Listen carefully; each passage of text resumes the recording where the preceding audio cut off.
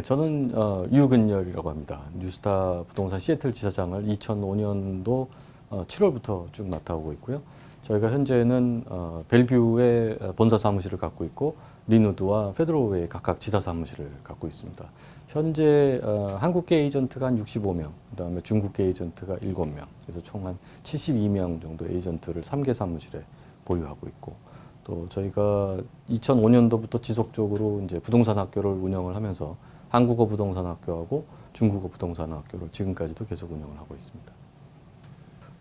여기 시애틀 뉴스타 부동산이 LA에 있는 이제 LA와 LA 인근 지역에 있는 본사 직영 사무실을 제외한 나머지 전국에 있는 프랜차이즈 지사 중에서는 늘 1등입니다.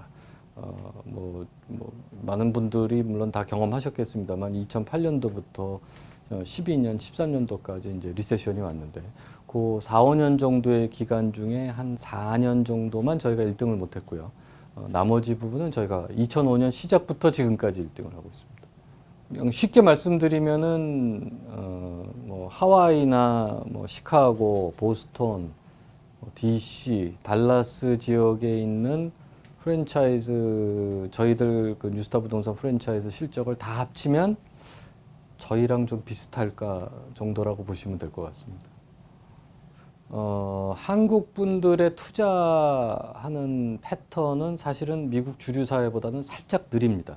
다만 아시안계 커뮤니티 중에서는 가장 빠른 편에 속하지요.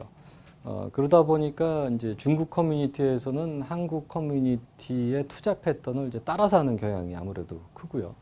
또 중국계 셀러분들이나 바이어분들 또는 이제 중국계 에이전트 분들이 이런 한국 회사, 저희와 같은 한국 회사와 일을 하는데 전혀 거부 반응이 없으세요. 또 오히려 저희를 더 알고 싶어하고 저희의 투자 패턴을 공부하고 싶어하는 거 있기 때문에 저희가 중국계 시장을 목표로 해서 벨뷰 사무실도 사실은 오픈을 했고 또 중국계 부동산 학교도 직접 저희가 중국어 강사를 써가면서 중국계 부동산 학교도 운영을 하는 이유가 한국계 시장만으로 저희가 부동산 어떤 회사를 운영한다라든가 아니면 저희가 커뮤니티를 상대한다 그랬으면은 중국 부동산 학교까지 일부러 이렇게 열 필요는 없었겠죠. 근데 저희의 주된 목적은 파이를 키우는 데 있습니다. 있는 파이 잘라서 서로 나눠 갖는 것보다는 오히려 키워서 그 안에서 저희들 쉐어를 넓혀가는 게 저희의 주 목적이기 때문에 그런 면에서는 지난 2005년 이후 지금까지 만 13년 넘는 기간 동안 저희가 커뮤니티에 해야 할 역할은 충분히 했다. 또 앞으로도 그 역할을 중단하지도 않을 것이고 좀 더 박차를 가하기 위해서 이번에 이제 중국계 부동산 학교도 오픈을 하고 중국계 에이전트도 썼는데요. 장기적으로는 인도 계통의 그런 어떤 시장도 저희가 내년부터는 조금씩 좀 집중적으로 핸들링을 하기 위한 준비를 할 생각입니다.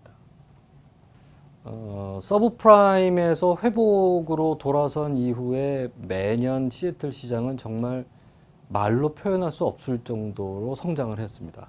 특히 지난 4년간 시애틀의 성장세는 유례를 찾아볼 수 없을 정도로 미국 정부에서 유례를 찾아볼 수 없을 정도로 워낙 높은 숫자였고요. 숫자로 말씀드리면은 대략 1년에 전년 대비 15% 이상씩은 무조건 집 가격이 상승을 했고 특히 이제 저희가 주택 시장에 대해서 얘기할 때는 수요 공급 법칙을 많이 따집니다. 시장에 나와 있는 그 매물이 도대체 몇 달치가 남아 있느냐 이런 표현을 저희가 많이 쓰는데 요거는 오늘부터 더 이상 신규 매물이 나오지 않는다는 걸 전제로 하고 오늘 팔리는 속도로 오늘 현재까지 나와 있는 매물을 소화하면 몇 달이 걸리느냐 이거를 저희가 항상 따지게 되는데 그것이 평균 4개월에서 6개월이 남아야 집 가격이 한 5% 아래 위 정도로 상승을 하면서 건전하게 상승을 하는 이런 시장이 형성이 될 텐데 지금 금년도 초 또 금년 중반까지는 거의 1개월치가 안 남을 정도로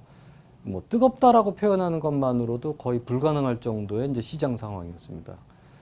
그런데 이제 그것이 5월 달 들어서면서 이제 약간의 진정세를 보이기 시작했는데 그 약간의 진정세라고 해봐야 23개 카운티 전체로 해서 1.5개월치 그다음에 킹 카운티나 스노메시 카운티, 피어스 카운티 이런 거로만 본다 그러면 1.2개월치밖에 안 됩니다. 아직도 균형을 이루는 시장의 가장 하한선이라고 볼 수 있는 4개월치에 비하면 3분의 1도 안 되는 수준인 거죠. 그러니까 바이어분들께서는 섣불리 지금의 상황을 바이어 시장으로 전환이 됐다라고 판단하시게 되면 정말 잘못 보시는 상황이고요.